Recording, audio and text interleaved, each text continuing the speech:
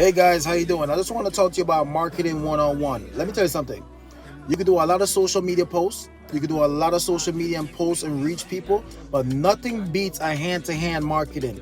One of the things that I did, I printed up a whole bunch of these. I mean, like we have at least a good 10,000 flyers printed up, right? With the idea that we're gonna reach out and touch 10,000 hands. Everybody been getting one of these personally from me. And if you do the numbers, everything's about numbers. For every 10 of these, we're going to touch and reach 3 people. Now, why do I say this?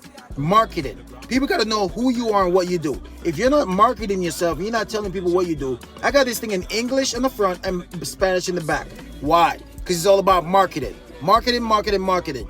Get down there, get out there, get from around the screen, get from behind the camera, and get out in the streets. Until you get in the streets and start talking to people, and reaching the people, and touching people, you ain't going to do nothing. That's why marketing is about hand-to-hand. Hand-to-hand marketing is one of the best marketing. It still works because it's more personable. People still like to meet people and like to know who you are.